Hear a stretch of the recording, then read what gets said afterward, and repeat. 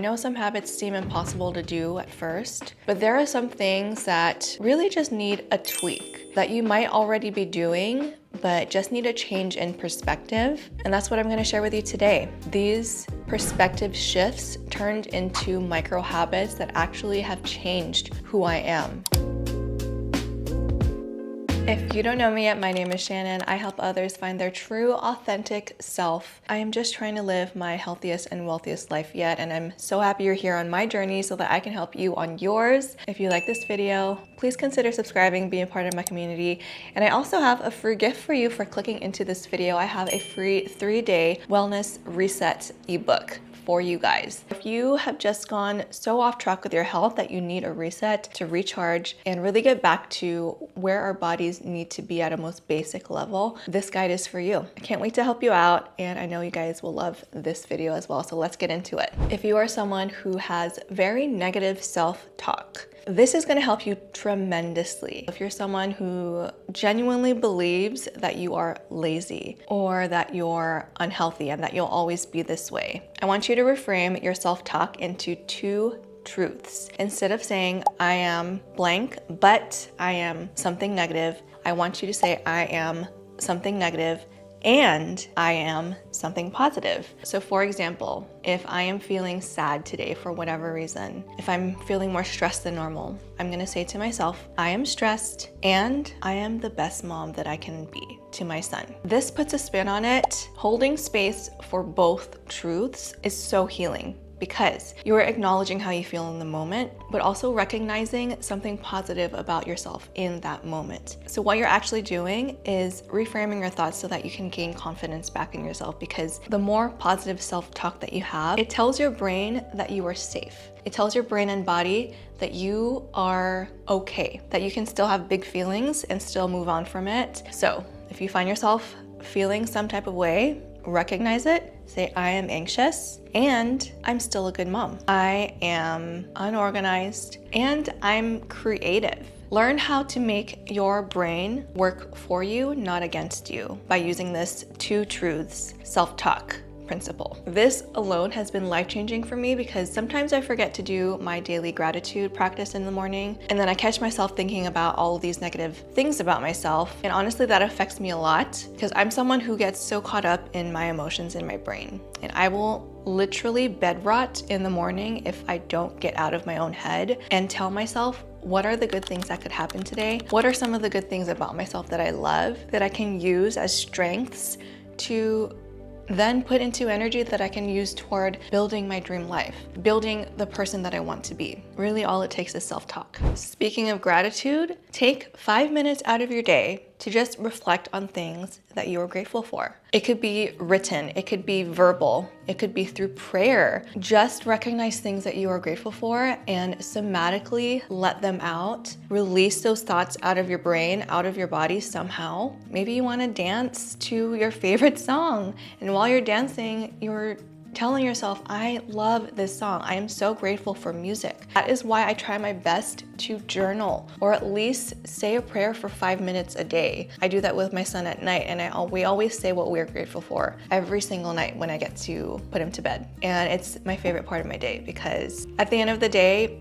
that is when I feel the most overwhelmed. Whatever has happened during the day has already passed, and it's usually at night when you're winding down. As adults, we just feel like there's a lot of things that we could talk about. And if you're someone who bottles up emotions, especially if you live alone, it is really, really crucial to just take a few minutes out of your day to express feelings of gratitude. Gratitude is what grounds you. Gratitude is what makes you feel safe. And it's really easy to overlook this type of practice. It gives your brain a moment to just realize that not everything is going wrong. If you are constantly looking for things that are wrong about the world that you live in, about your community, about your living situation, about your relationship at home, if that is all you seek, that is what your brain is getting used to. And when the day has passed and that is all your brain has done, imagine how much stress that is putting on your brain when that energy could be used toward feelings of gratitude and positive emotions. Why is it that only when bad things happen in reality do we take the time to be grateful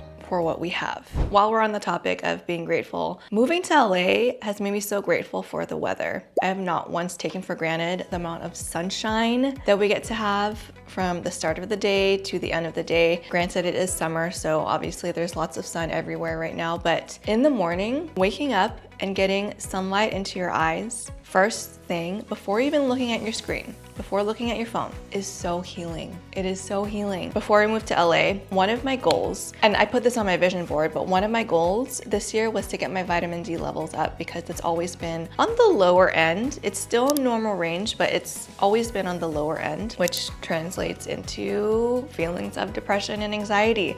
If you're wondering why you feel so anxious before 9 a.m., that's probably the reason. You can wake up and go outside. It is not hard. It's so basic, but it does set the tone for the day. If you are keeping your phone next to you, that is setting yourself up for failure during the day if you are someone who is already super stressed and leads a stressful life. We live in this anxious generation without realizing that we're making it even worse. I dare you guys to do this for a week. You will never go back to having your phone next to your bed, I promise you. Eat a nutrient-dense breakfast. Protein, fats, fiber.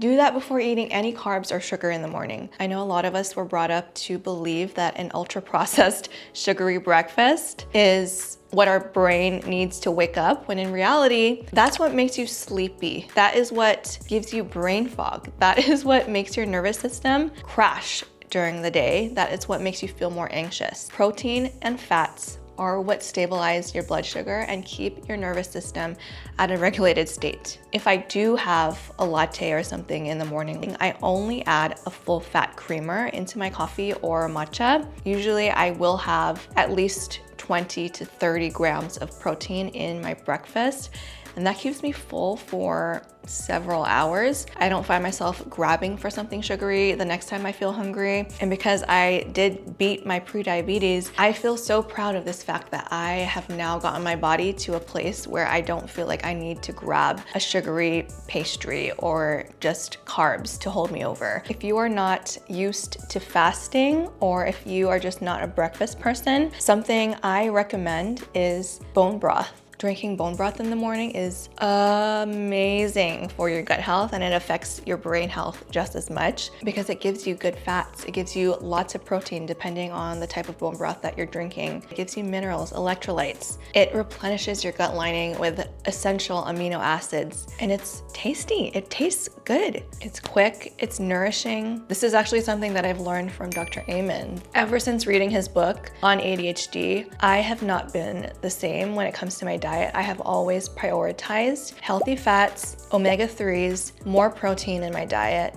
and it has affected my energy levels so much. I do not nap in the middle of the day anymore. I don't feel like I can't carry on a conversation. You guys get the gist. When you focus on brain health through your gut, it makes all the difference. And the last one is using movement as dopamine. Again, if you're someone who finds yourself being really anxious during the day, are you moving your body? More often than not, you are not moving your body enough. And it doesn't have to be anything too rigorous. I started to use movement as medicine, not as a punishment for my body. Cortisol rises when we don't let go of energy in our body. Moving our bodies lowers cortisol, and it helps you feel more relaxed. It brings dopamine to the brain. Depression hates movement. Anxiety hates movement. ADHD hates movement. You know why? Because it literally helps the symptoms. It's as simple as getting out of your desk and doing 10 squats at your desk with body weight. No weights needed. The more you move, the more muscle you build. What is something you can do in your office that you can do while you're at your desk? Sometimes